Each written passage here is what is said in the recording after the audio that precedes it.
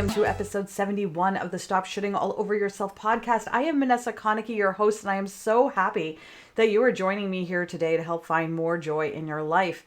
And one of the ways in which we find joy is through human companionship and building relationships and community, which is something that I have had to work very deliberately and intentionally at most of my life because it's not something that comes naturally to me.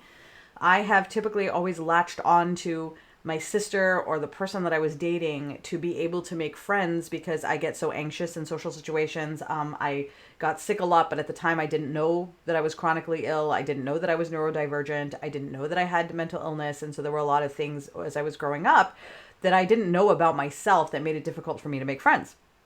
And so usually I would make friends by accident in my mind. That's how it appeared to me. As I got older and started to take more action intentionally to build friendships and make relationships, I started to realize that I actually had a process and a system that allowed me to go into various areas, spaces that had people congregating around a particular idea, thought, person, whatever it is, right? And build relationships and create friendships. And I didn't realize it at the time that I was building this system.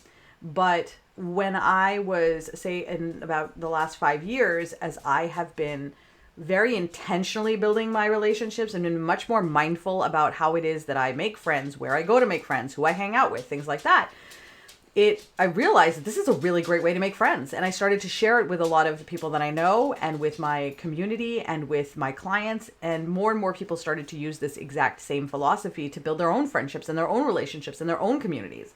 And so I wanted to share it with you in this podcast, sort of just if you have trouble making friends as a grown-up, here's a strategy that might work for you with some tactical steps to help walk you through that process. So I'm going to share with you my journey of how I built my friendships and my relationships. And I will also share a really great story about the magic that can happen when you put yourself out there, even when you're afraid. Now, making friends as a grown-up is hard. And if you have some suggestions or ideas that you want to share with our listeners, please head over to the YouTube channel at Manessa.tv and share your feedback there, because I would love for our listeners to get guidance and help, not just from me, but from other people who've tried their own techniques to make new friends as a grown-up. Let's listen in. So I've been hell-bent on developing a local community in Plymouth. I built communities for myself before, online, in other towns, through organizations in Massachusetts, but this was different. For the first time since I moved to the States from Pakistan, I felt like I was home. And Plymouth feels like it's not just where my house is, right? But that's where I am from. It's where I have roots. I have put roots here, and I've only been here for like a year and a half, but I feel that sense of community. So I pulled out the old How to Make Friends as a Grown-Up handbook, and I got started. And that was when I realized that a lot of people actually struggle with making friends as a grown-up, as adults. And what's interesting is I've never really had trouble finding people to hang out or socialize with, despite the fact that I am really socially anxious. Like, I have anxiety, I have PTSD, I have mental illness, I am neurodivergent. I have a lot of things that really make it so that being around people is absolutely freaking terrifying for me, right? However, yet at the same time, I have been able to build these communities and relationships, which tells me that like there's something here, right? So I wanted to share those techniques with you today.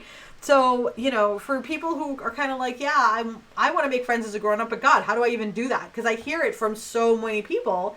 Hey, this is how I do it, right? And you're going to love it. Okay. So, but let's come back to the anxiety part, because it's true. I am socially anxious, even though people don't typically believe that, because I seem like I'm such a social butterfly, but it's because I have tools. I struggle most in one-on-one conversations. Like I really struggle in those. Two-on-one conversations I'm actually okay with. And then if we're in a group of 3 or more, like 3 people, like 4 people and like me, where I'm one of the 4, I feel much better because it just takes the pressure off. I am really terrified of being in large groups of people. That comes from my PTSD, and it works itself out. So it's not something that I feel constantly, but before I go to an event or right before I walk into an event is usually where the panic is there, and that's where I have to do all of my tools. Once I get in and start talking to I'm around, then I find my safe people, right? And then it's sort of like it your confidence grows as you're there, right? My brain fog also adds to this problem because I know your name and your kids' names, but like I'll often doubt myself and refuse to say your name until somebody else says it first. And then I'll tell myself, oh my God, Vanessa, you knew that person's name all along. Why didn't you just trust yourself? And then that can send me on like a complete spiral of me thinking that you think that I was rude. Because I'm autistic, I struggle with eye contact. And so like I often find myself saying, hold eye contact, then stop holding, hold eye contact, then stop holding, right? I'm listening to you, but at the same time, I'm trying to make sure that I'm holding eye contact because I want you to know that I'm listening to you, and I'm not sure what's appropriate. So there's all these things that are going on in my head in a social environment that send me an entire spiral, right? So it's very easy for me to get caught up. And saying that, I'm hoping that you feel some sort of connection in that, like there's something in there that resonates with you as to why it is that you also struggle with making friends. Now, on paper, you would not think that I would make friends easily, or find myself engaging in social activities at all, but yet I do, right? And within the span of 1 year in Plymouth, so I've only been here like a year and a half now, we're actually in our second year, I can't walk down the street in Plymouth without having someone screaming hello from the street. Oh my God, hey, how are you doing? Like I know people literally everywhere, right? So I have built a home and a community here in a way I didn't expect, which is great, using the tools that have worked for me in other places. It just happened to work really well here, which makes me kind of feel like, as much as I feel like Plymouth is my home, I feel like Plymouth feels like I am home, right? So like that's a nice feeling too. So the key here is I'm sharing this with you because I tend to prefer isolation to socialization. But I also like having a community. And also because I have my aforementioned shit to deal with, it has to be on my terms, right? So the key is finding communities that will let me exist on my own terms, but it doesn't in any way create a hardship for other members of the group, right? Because it would make me feel guilty, and then I would self-reject if I felt like my challenges made it harder for the group. Then I would just reject myself out of that group because I didn't want to make things hard for people, right? So I was telling my wife the other day, listen, if someone like me can build community, then anybody can do it, right? So there are 3 things that are like really important. The first is your framework and approach. The 2 is your topic of interest. And the 3 is your plan of action. Okay. So first is framework and approach. Okay. So there's a few things in the framework and approach section. There is the, I call it my way of absolute candor, right? It comes from that area of my, my philosophy, which you can find on Instagram. I have my like life philosophy there. But the thing that you have to know is what can you tolerate and what can't you tolerate? Like you have to really know that about yourself, and you have to be honest with yourself about it. There are plenty of characteristics I can choose to deny for a long time about myself because it embarrasses me. And I didn't know that those things came from my neurodivergence because at the time I didn't know that I was, right? But they embarrass me, and I now know that they're totally normal, and they're normal for someone like myself, and it's fine. It took time, therapy, and self-awareness. But mostly it took a willingness for me to just accept that I've got my own quirks, right? If you're the sort of person who gets anxious in a room with 20 people in it after 20 minutes, then accept that and go into each event with a plan for knowing how you want to deal with those moments. Are you going to leave? Are you going to go somewhere? Like I have that problem, and we'll talk about my technique later, right? It is better for you to have a plan for how you're going to deal with those moments rather than have those moments come upon you and then feel like that panic, because then you really don't know what to do. And now you feel like a failure, and you have to, because there's so much stuff happening, right? If you have the plan in place, then now you can go to the event and feel confident that you're prepared for when that time does come, right? So for example, here's how I do it. I can be in a room of a lot of people for about 15 to 20 minutes, and then I need to excuse myself to go to the bathroom. If I am in significant pain, it might actually be a little bit less time, just because I need to sit down, I need to cringe, I need to sit and just be like, oh God, it's painful. Those of us with chronic pain, we know that, right? And then I excuse myself to go to the bathroom, right? So I go to the bathroom, I'll sit in the loo by myself in the stall for like 5 minutes, sometimes with my headphones on, and I'll just breathe deeply. Okay, so I'll do that, and I'll get myself back on track, and then I'll go back into the group for another 15 minutes. And I will do that until I feel like I can no longer tolerate it, and then I leave, right? It's like, you know what? I've done this twice, and now I've hit my limit, and I'm done. Because I can also get overstimulated. And if I get overstimulated, then I'm not having fun. I'm not actually showing up the way I want to. I'm not going to feel good about it. So I've learned to recognize when I'm getting overstimulated and then when it's starting to happen, so that I can, and talking with my friend one of my friends who's also neurodivergent helped enormously, because she shared like how overstimulation manifests for her. And I was like, oh my God, now I understand what that is. And then I saw, oh, this is what's happening when at a certain point in some of these events. And then I was able to know that I need to take myself out of it and that I'm not going to be able to rescue myself during that time, right? Now, I used to worry that people would be like, God, why is Vanessa going to the bathroom constantly? But I promise you, nobody's even noticing. Nobody cares. And honestly, when you tell people that that's what you're doing, they're like, oh my God, that's such a good idea. I'm going to do that too. And you realize how many of us feel the same way. 2 is you've got to plan ahead, okay? So you won't feel comfortable doing something that you don't do often if you don't have a plan in place for how to deal with the more common unpleasant situations that you might have to deal with. For example, the aforementioned not being able to be in rooms for a very long time with lots of people. I now know where the bathroom is in every building from here to Kingston, because every event I go to, I know what's going to happen. And so I look at the bathrooms. I say, okay, is it stalls? Can I go hide? Because I don't like...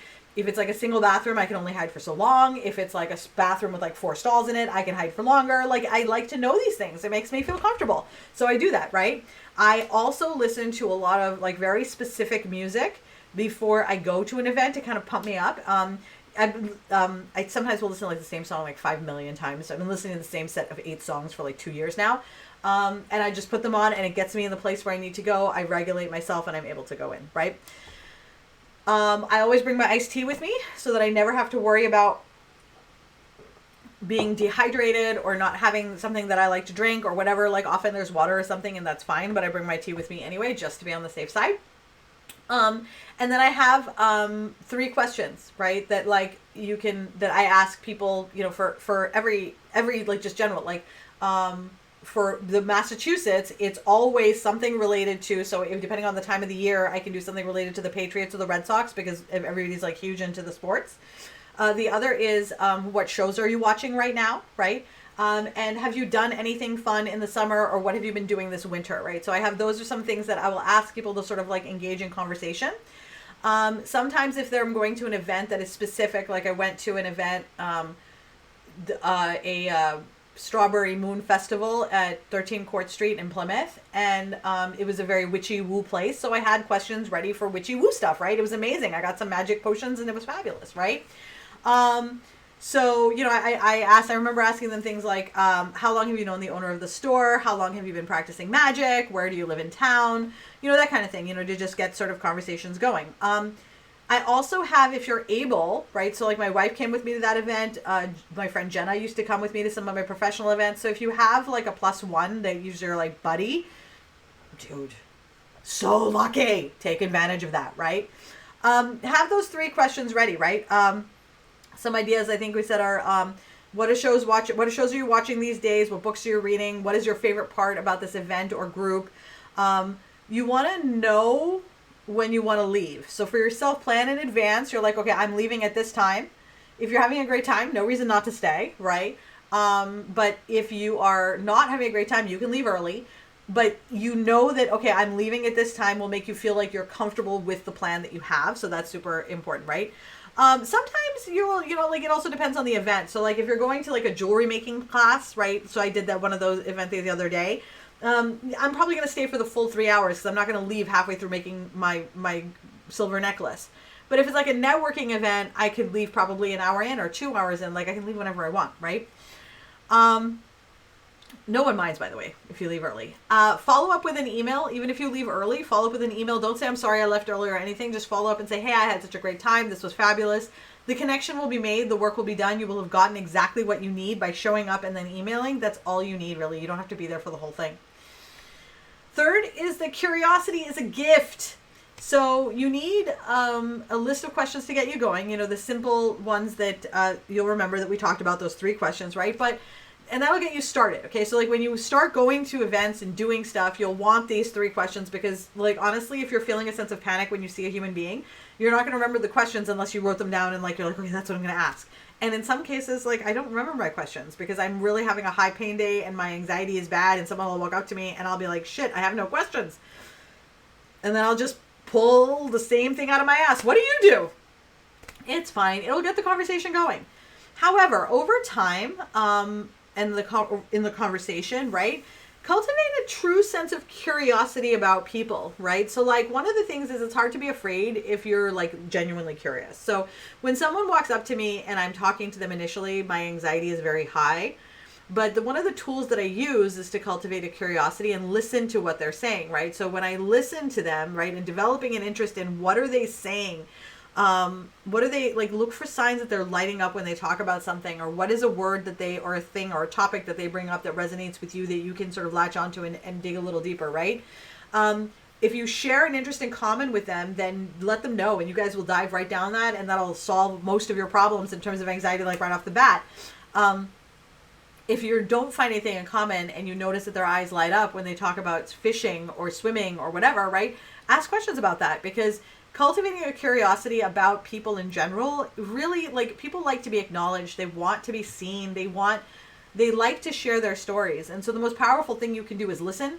I cannot remember for the life of me where I saw or heard this, but somebody said, something said once that, you know, if you want people to think that you are a great conversationalist, just listen to them and ask them questions about themselves, and they'll walk away thinking that you are very interesting. And that has really, really, like, I've held on to that. I think I actually read it in a comic book. Like, I think Jughead said it or something. Like, that's how, like, long I've had this in my system. I just don't remember. It's like, feels like it's been there forever, but I know it was like years and years ago. That curiosity will serve you very, very well. This next one is really interesting. It seems like it might be more appropriate for therapy, but it is what it is, right? You got to love yourself. The biggest issue with doing any kinds of friends making is the fear of rejection. What if they don't like me, right? What if they don't like me? Years ago, my sister was 11, and she tells the story all the time. It's totally okay for me to share. We weren't allowed to have birthday parties growing up. We were really poor, and so we never had birthday parties. Like, we had one, I think, when I was 4, and then after that, we just were able to have a friend over or something, right? But when Syra was 11, she was allowed to have a party for the first time ever in years, right? So she's so excited. I remember we hung streamers in the house. We had cake and chips and, you know, like, games. It was so fun. She was like 11, right? So it was so much fun. And we invited her entire class and, like, everybody that she's, like, ever known. And I think the party started at, like, 10 or 11. And it's, like, 11 o'clock, and no one's there. And then 11:15 and 11:30. And then we start to realize that nobody is coming. And nobody came.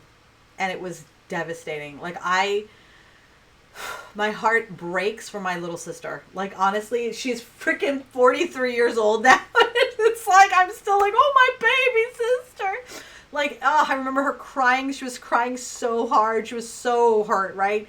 That kind of thing, just, like, it's our fear, right? Nobody wants to be rejected like that, right? And so that feeling is awful, and nobody wants to feel it, right? And I know that over the years, Syra and I have many, many, many times talked about that, and how many times she has had something to do where she says, I just don't want this to be like my 11th birthday, right? So, like, but she does it anyway, okay? She does it anyway, which is, like, amazing. Like, she's an inspiration to me. So, you know, whether you've had a similar experience or just heard of it happening to other people, it's a fear for a lot of us, which is why we don't want to put ourselves out there, right? So,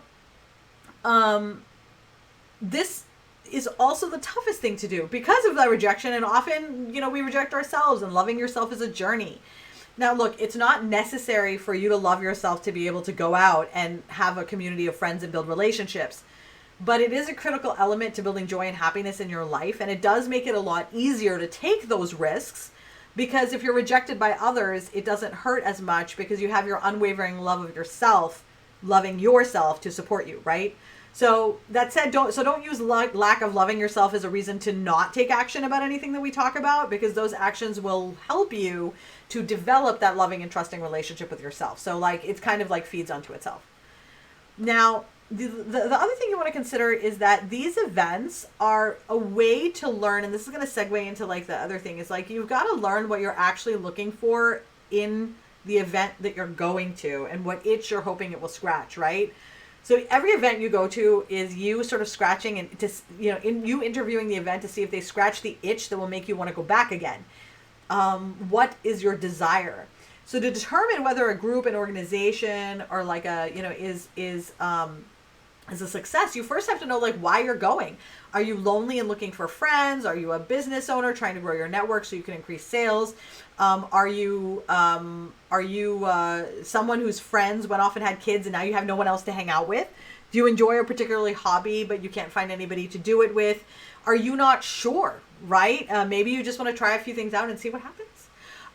Regardless of what your reasoning is, you have to whether it's focused and crystal clear, or you have a feeling that you want to grow your network or and relationships and you just want to try some things out, it is really important that you recognize whether you know or you don't know. And then you like, because if you don't know, then you're just kind of trying to figure out, what do I want, right? Sort of like when you think about dating in a relationships, like you date a bunch of people to figure out what you like, what you don't like. This is what I want in a partner. This is what I don't want, and so on and so forth. You know, our friendships, jobs, relationships, the same thing is true for this, right? Is you're going in and you're meeting these people and you're like, okay, this event was great. I like this, this, and this. I didn't like this, this, and this. Did it scratch an itch for me? No, but I really enjoyed it. I think I'll go back again and see. Maybe it'll turn out to be the thing, right? You go for like 6 months and then you're like, you know what? This isn't really doing it for me. I did that with an organization. I actually went to the free version. Wasn't sure how I felt about it, but like it had something and I was getting something. So I'm like, all right. Went into the paid version for a year, and like I was like, you know what, by the end of the year I was like, yeah, this isn't really working for me. And so I just left it, and it was no big deal, no harm, no foul. But I learned what I didn't want, which was I didn't want to join a group that was a cult of personality, right? That was what turned me off about the group, was that it was all about like the one person and everybody was right. And that wasn't really my thing. I was looking for more of like a community, less of like a, I mean, that's fine, there's nothing wrong with that group. It's just that wasn't what I was looking for, right? But knowing whether you know what you're looking for or not will help you, it'll make it easier for determining whether something is a success or a failure. Because if you, let's say you know what you want, then you very quickly can be like, okay, yeah, this is a failure, this is a success. If you don't know what you want, then you're going to think that things are failures because you don't know what you want, right? But if you know in advance going in that I'm not aware of what I want and I'm trying to figure that out, then an event will be less of a success and a failure and more about like almost like research. I wonder if what about this event could work for me, right? So what I recommend is after each event, take note. What did you like? What didn't you like? You may not know it all at once, right? You may, thinking about it in terms of research, you may know some of it right away. And then a few weeks later, you'll be like, you know what I didn't like about that event? I hated that the drive was so far. I actually don't think, and this was one of the organizations I was going to join. I really loved it. It's fabulous. It's actually She Breathes in Walpole. Amazing. So I think everybody should join it. I want to be a part of She Breathes, but it's so far away from me, right? That and I didn't want to. I was really looking for in person, not virtual, and so for me, it didn't end up being a good fit. Regardless of the fact that it's a really good organization that I wanted to be a part of, that was the area that didn't fit with me, right? So you may figure that out later, but it really is about trial and error and about recognizing that you're not going to meet your best friend the first time you go out, though you might. What you're really trying to do is sort of identify what you like and what you don't like, right? Here's the thing. A lot of times we're worried about giving up on an organization or something too soon, and that's a real fear. Like, what if this is the one and you, like my wife, right? So my wife and I met on OkCupid. We talked for like a week or so, and then my brother moved here to go to college. It's like 15 years ago. And I was so busy dealing with the college and the drives and whatever, I just totally ghosted her. And then I was like, oh, you know what? I'm just getting off of dating. I'm done with dating, whatever, right? And so, and then and I was just going to let it just whatever. And then I saw her picture and I thought, oh, I really liked her. I wish I hadn't ghosted her. And I was like, oh, well, it is what it is, right? As I'm shutting down my account. And then she sends me a message and says, hey, how are you doing? And I was like, oh, look at that, right? And I was like, okay. So I had a second chance with her, and now we're married, and, she's the one, right? She's my one. If you are meant to be in that group, and that's the right group for you to be in, it'll come back around. Because one of the things that I found, forgetting about cosmic significance, right, is that if you are consistently putting in effort to go look around with these places, right, to research and check things, you're going to meet a lot of different people, your network is going to grow, and you'll hear the same names come. And when you start to find your niche and space, you'll start to hear and see the things that are your people, right? And you never really know when you're going to unlock that portion. And so if one that you went to like happened to have a bad night and you're just like, forget this, right? But it is the one, and you keep trying and erroring, eventually you're going to hit upon somebody who's going to tell you to try it, and you'll be like, I tried it, it sucked. They'll be like, no, really, you should try it. You'll try it again, and you'll be like, oh my God, it's so wonderful this time around. I'm glad I came back. So don't worry about FOMO. Don't worry about making a mistake. I have been doing this long enough and helping people do this long enough to discover that because of networking and the networking philosophy that I train on, it creates a synergy where, your things just keep coming back around. And so there's not like one chance only to do something. There's many, many different chances. And networks that you're a part of for a while that you leave will then come back and rear their heads again. But now, because you were in this network like 3 years ago for 2 years, now you're like the OG rather than being the person who just came in and you're like, I'm an OG. You're like, okay, sure, right? Those are the things you really want to be thinking about, right? Is that it's not any one activity that's going to be the thing that creates your relationships. It's going to be the consistent effort over time, which I have to tell you, I fucking hate that consistent effort is the answer to everything, but that is just the way it is. Okay. All right. So let's move into what interests you, right? Because we talked about laying the groundwork within ourselves, but how do you actually do the thing to sort of meet the people, right? And for this situation, this is like gonna pick out the different types of organizations that you might want to be looking at to be able to make friends, right? Because we talked about, okay, this is how you want to conceptually approach it, but now we're talking about, okay, but where am I going? What am I looking for, right? So I'm going to share a little bit about how I do it and then how I recommend people, follow that model. And there is a video series on YouTube that I have called, oh my God, I forgot what I called it. Oh my God, that's so funny. Well, you know what? You're going to get to see this. It's been years since I looked at it. It's really good, though. I forgot what I called it, but it's really good. Hold on, we're going to go into it. Oh my God, it's so good. It's called Adding Rocket Fuel to Your Social. Okay, it's a video series called Adding Rocket Fuel to Your Social, and it will actually give you a blueprint for how to do this, and there's also a workbook that will kind of walk you through the process, so you're more than welcome to just download that. That's my gift to you. Okay, so let's talk about sort of like the approach, and then I'll send you over to the Roadmap to Success video series for how to do this, right? Okay, so we've set the groundwork. So how do you meet the people? So for this conversation, we're going to stick with things that you can do locally because that was one of my key mission items. My nose is itching, so please hold. Is that I wanted to build community. Yeah, no, we're not editing any of this out. This is all real, people. In the South Shore of Massachusetts. So I picked a small area, the one that I live in, and that set the parameters for my search. So my thing is this. I have so much pain. I can only drive so far. Okay, so that is key. I can only drive so far, so I was limited by geography.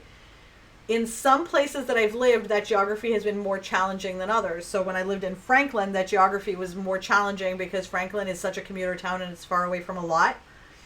As opposed to, say, even though it has a central location to get to the city, it's still a lot of traveling. And Plymouth is like, these towns are all like right up against each other's asses, and there's lots and lots of networking and events and things happening in the area. So the infrastructure of the towns in this area make it easier for me to do this than it did somewhere else. So something to keep in mind as you are doing this is to recognize what place do you live in. Do you live in a Franklin where you may have to go further out, or there are less organizations, or you might be finding it more challenging? Or do you live in a Plymouth where there's like so many, right? That it's like you can barely like walk across the street without tripping over an organization, right? Okay, so I made mine the South Shore of Massachusetts. I determined my radius for how far I was willing to drive to events that happened in person, and I set the parameters for my search. And then the next is you need to know what interests you, right? So what are you looking for in terms of your topic interests, right?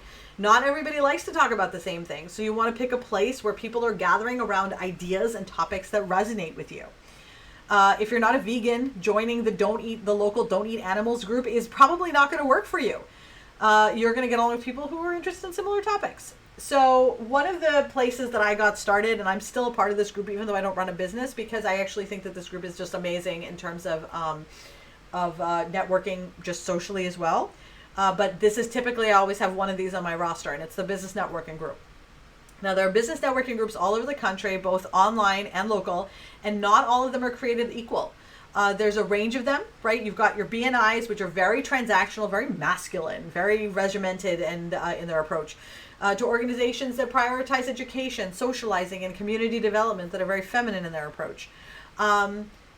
Some of them may use all-inclusive terms, right? So where when they say women's group, they mean we don't care, but this is a women's group, but everybody can come, right? So if you're a man, come. If you're non-binary, come. Whatever, right? Some may be groups that you're not sure if you're included or not, right? And so you typically don't want to go to those because you're not sure, right? Now, because there are so many different types, it means you're going to need to try out a bunch before you know which one is right for you. Because if you happen to be all into community and you go to, a very transactional type space, then you're not going to be happy. I would advise you of being a part of like one or two networking groups at most, like business networking. Like, don't overdo it. Pick one, pick two, make those your thing, your jam, and that's where you go, right? But you're going to probably try out a bunch before you find your sweet spot. Now, I'm a member of one networking group in the South Shore of Massachusetts. It was the South Shore Women's Business Network, and I'm a member, the membership chair there. So if you have any questions and you're in the South Shore and you want to learn more, you can always message me. But when I was in Franklin, I was part of the Women's Success Network, which I cannot stress enough is an absolutely amazing group. I was also on the board there. I was our marketing chair, and oh my God, I loved it there. And that was the group that I found in Franklin, right? I went looking and looking and looking, and that WSN was the one that I found after many trial and error in other places that was like the niche for me. I loved it so much.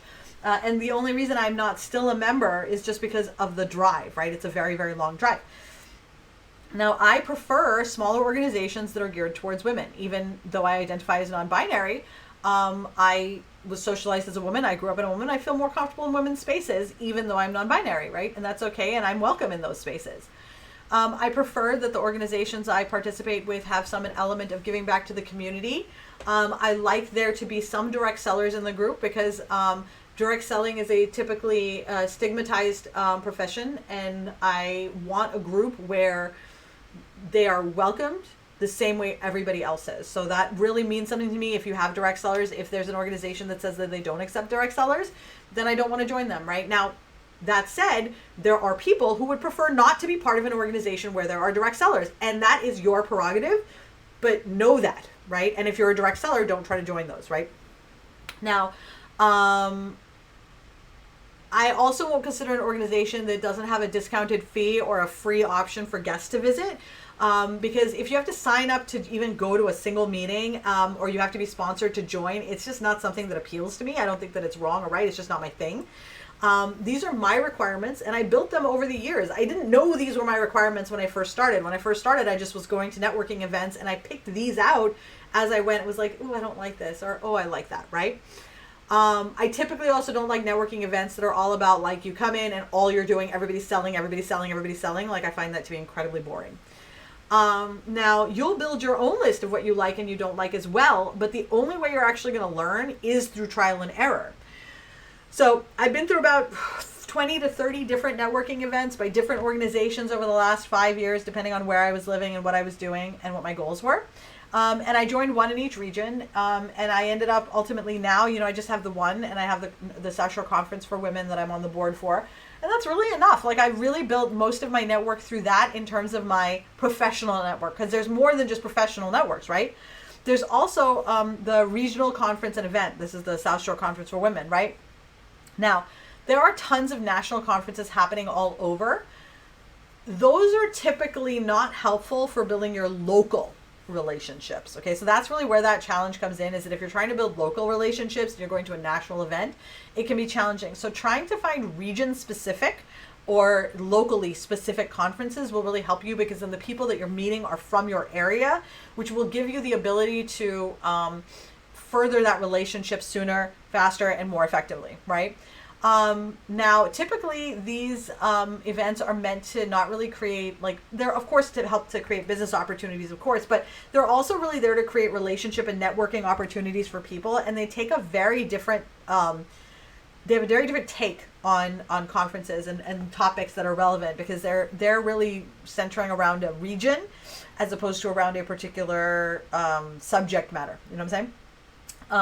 So if you're in Massachusetts, anywhere, you can check out She's Local, because there are about 10 or 11 conferences that are like hyper local to the New England area there. So I know for sure that that's something that exists in Massachusetts. I would definitely recommend checking your local area to see. Eventbrite is a good place to be looking for that. That's sort of, I think, how I found it. And also join your local chamber. Now, you don't have to join your local chamber. Like, as when I say that, let me rephrase. You don't have to pay to join. You can follow them on Instagram. You can go to their website and check things out. So you don't have to join with money. You can get a huge value out of your chamber just by looking at what they're offering. The other thing is some networking events, some organizations have relationships with chambers, so that if you're like in the SSWBN, we have a complimentary membership with the chamber, right? So now we have both, and so you may be able to have that as well. So that's something to consider. Now, so what you're really looking for in this particular case is local conferences and events that are bringing local people together. Okay, so now the thing to keep in mind with the local conferences is that the first year of a local conference for you attending, you kind of it can go either way. Either you can use it. So what I typically do is I'll go in and I'll use it to get, to sort of like plant the first seeds, but it's not typically the moment that actually ignites everything. What ignites everything is a follow-up that I do after. So don't forget to follow up after conferences, because it's really hard to build relationships with people if you're not following up. Okay. All right. So, then let's talk about, lastly, hobbies, crafting, gaming. Okay, so this is just interest, unrelated to work, unrelated to business. It's really just pulling people together around hobbies, things that they love to do together. Look in your area for local craft studios, pottery studios, paint and sip, quilting and crafting. You can find these in your local events on Facebook, on Nextdoor. You can find them on Meetup.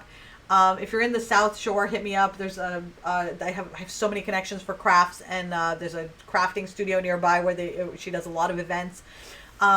You might center around mindfulness, mental health, like yoga, meditation, group classes, things like that, where people get to know each other. If you're into sports, tennis, your local adult rec center, like getting together. There's a tennis group that meets in the local playground, and it's a bunch of people, and I saw them there, and I thought, what are these like? Is this like a closed group? Like, what's the story? And I asked them about it, and they were like, no, like, this is our rec, this is the field that we come in and play tennis. We were all part of the adult education tennis thing, but I thought they were all friends who just did this every Wednesday. Nope, these are people who, that's how they met each other. So your local adult education center might have a lot in there as well. Looking for things centered around crafting, language, these are learning something, right? Curiosity. So those are really great ways to meet people, because in those cases, it kind of absolves you of all of the anxiety and whatnot, because kind of you go in and you're focusing on this one task. And like, if it's like, let's say it's like a 3-day course or like something, you have time to get to know each other. It's also a really great way. So like, one of my friends did pottery, and she said, what happened with her when she did pottery was like, she was so focused. She didn't want to be talking to her. She's like, leave me alone, whatever, right? But then as she got more familiar and comfortable with it, like, she didn't need as much of her attention to be going on that. And now she started having conversations with people around her. This was like a 6-week pottery class. So there's a lot of different ways to build relationships in these things. It's just a matter of figuring out, what do you like to do? My wife built her friends group. This is actually great. So she plays competitive card games, right? Like Magic type card games, right? And so she went to this local card gaming store for a Netrunner night to play Netrunner with a bunch of people. That's the card game. And she ended up meeting a group of people, and then they came over to our house like 10, 15 years ago. Literally, they no longer play Netrunner, but this group of people is now so much wider, bigger. The relationships that were built around it were lifetime relationships now. And now they have, like, people come in and talk about finance and other things. Like, there's a lot more that got built, but it started with the fundamental desire to play Netrunner together, and that's it. Look on Eventbrite. Eventbrite is a really great place to find events, and then also ask on your local, your own like Facebook page. You can join your local Facebook group. We have a Facebook group called All About Plymouth. We had one called All About Franklin. Like they have, or it's called something Franklin Connection. Like every town has something like that, or most towns do. Leverage that and ask in there, hey, do we have something like this? The other thing to think about is this. If you are sure, if you can't find stuff and you are so inclined, you can set something up yourself. Okay. So years ago, my sister went to a networking event. You never know, because this story is we're gonna go back to the 11-year-old Syra not having a party story, right? So Syra went and did a resume workshop, right? No. So okay, you can set something up if you're so inclined. So years ago, Syra went to a networking event in Hollis, and the event itself was fine. She went in. Everybody talked, but like while everybody was talking, like 8 people needed help with their resume. And Syra was like, and she's amazing at resumes, like so good. So Syra was like, yeah, you know what? I can help you guys with resumes. Sure. And so they did an impromptu resume thing. Like, so one of the women at the event said, you know what? We can do it at my house. So they set up an impromptu resume training session. Syra went to the house. She had 8 people there. Syra helped them with their resume. It was amazing. She developed a new set of friends. It was fabulous. All was great, right? And while they were having this resume thing, Syra, the story about the 11th birthday party came up. And she told them the story about how nobody showed up to her 11th birthday party. Okay. And everybody was predictably like, oh my God, how awful, right? Because like that sucks. So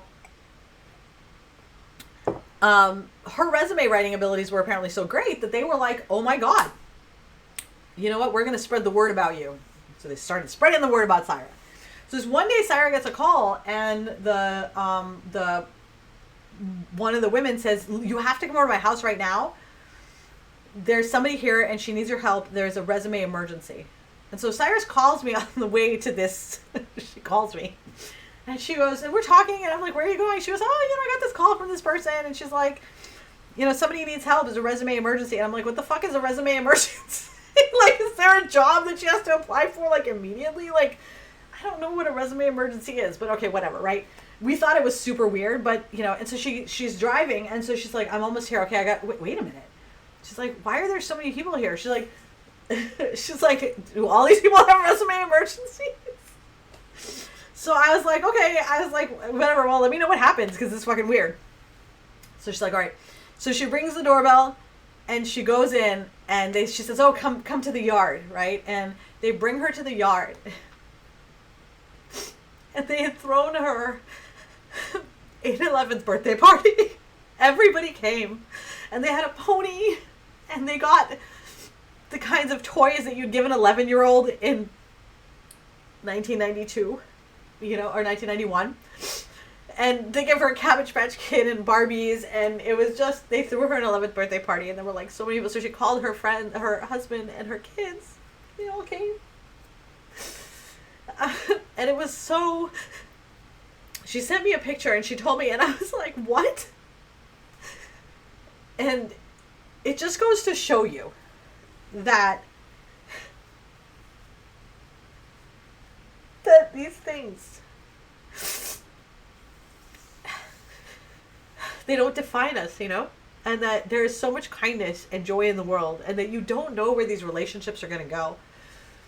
So what I want to invite you to do as you're thinking about this, don't go into these things automatically thinking that they're going to be bad, because look at what happened, right? Like I know that anxiety makes us feel like we're going to be rejected, but you never know what's going to happen when you set something up yourself, right? So, okay. So last but not least, I want to encourage you to go slow. If you're like me, then every time you have an idea to do something, you come up with a plan to bust it right out of the park from day one. You're like, yeah, I'm going to totally do this. You make a plan. You have events scheduled every week, and you go balls to the walls. And by the time you're done with week 2, you want to die, and you're like totally over it. I remember actually when I did this, the very beginning, so like April 2018-ish, like that whole era. Oh Jesus, I was already burnt out, and I burnt myself out even more on networking. It was awful. Now there's a whole mechanism for how to methodically go through a list of networking events that I put together for my coaching group that is now available on the YouTube channel. It's called Adding Rocket Fuel to Your Social. And the link for that is in the show notes. It's really important to just take baby steps. It takes a lot of emotional effort to develop friendships, and change is really taxing. Plus, you are more likely to see giant changes really fast if you take tiny and consistent steps. And it just so happens that the last episode we did, episode 70 with Tanessa Shears, she talked about how often we try to make these big sweeping changes in our lives, desperately trying to live up to our own perfectionist visions, and how these plans never work. And we're not going for perfection here. Okay, so we're not going for perfection. Going perfection is the reason why you've had trouble making friends as a grown-up before. Each action that you take is you planting a seed in your community. So as long as you're planting one seed here, one seed there on a consistent basis, then your garden will grow and it will feed you forever, but it will take patience. My therapist tried to impress this upon me, and I listened to her and I trusted her, and it annoyed the fuck out of me, but I did it and she was right. And so I now share this with people, and I know that I'm annoying people, but I'm still right, and it sucks. I know that it may feel like if you dive in and do all the social things at once, then you'll have that, all the friends and the networking and everything that you could have possibly wanted. But just like that story with the golden goose, right? That is absolutely not how it works. If you try to dive in and do all the things, you will burn yourself out in the process in less than a month, and then you'll have a bunch of classes and memberships that you paid for and that you'll feel guilty about not going to. So the strategy may seem slower to slow down, but it's the one that will actually work. Thank you so much for being with me today on this podcast, on this lovely, lovely day. I hope that you feel like you have a direction to go in to learn how to make friends as a grown-up. And if you need the blueprint, then you are welcome to head over to the YouTube channel. Or if you're already on the YouTube channel, you can check out this card at the end of the video that will take you to the beginning of the how to jumpstart your social. The thing to keep in mind is that this was originally written for business owners. So the framework will be very businessy, okay, because that's who I wrote it for.